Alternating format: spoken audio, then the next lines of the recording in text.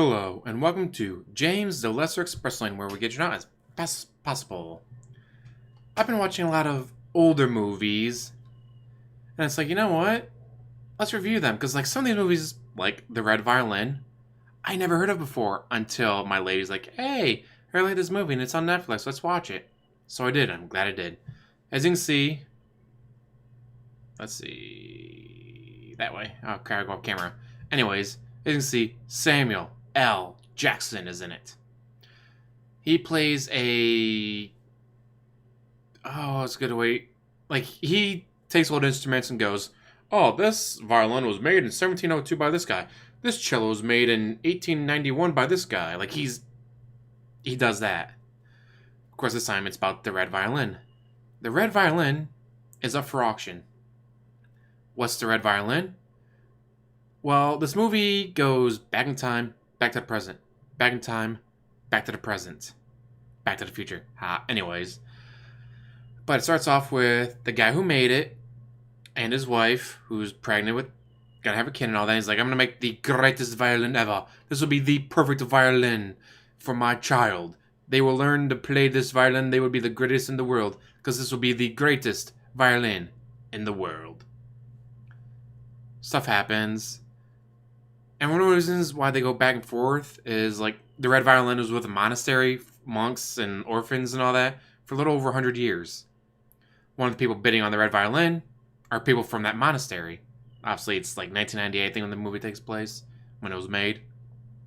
Where you see directly above me, that guy. He played it, and they don't give you the years. It's like, right, well, like 1683, the violin was made. The monastery had it for a little over 100 years. Then gypsies had it. Then that guy had it because he bought off the gypsies. It's like, well, let's see, this much time passed. We're going to say about 60 years for the gypsies. 1785 plus 60 years, so 1845. So he had it around around 1845. But they don't give you the exact year. He was a European famous at least, player of the violin, and when he had it, he just played the greatest music.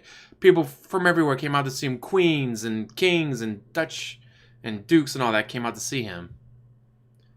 So now his foundation in 1998 is trying to buy the violin. Let's see, what was one of the other groups? Woman in China had it. She got it from her mom. Like, her mom bought it, gave it to her. She grew up playing it. And then the Mao Zedong revolution happens, and they were, like, this actual thing that happened. They were destroying all the instruments that weren't of Chinese origin, and destroying all music that wasn't of Chinese origin, getting rid of all the the Western influences on our great country. The woman risked her life to save the violin, got it to someone who could hide it, and then when that guy dies, China finds all the instruments that he saved, including the red violin and others. Instead of destroying them, though, they put them up for auction, hence why it's up for auction. One of the people also bidding on it is the woman's son.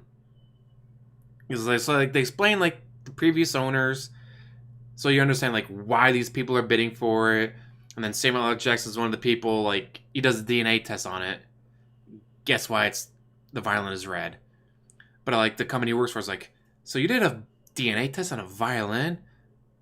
It's the red violin. It's the red violin. It's the one. It's not a copy. No, it's not. It's the red violin from 1683, made by this guy. Oh my god, we gotta... Oh, that's gonna be $2 million. You're thinking small. It's gonna be $5 million.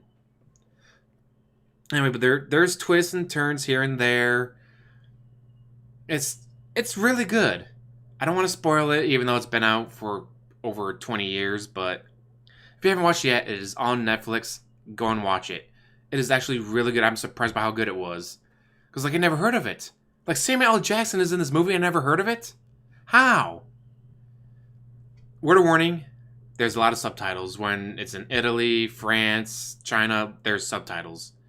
But it's not all subtitles, thankfully. It's not like Pan's Labyrinth. That movie sucked. Anyways, yeah, if you guys have the chance, it's on Netflix. Go ahead and watch it.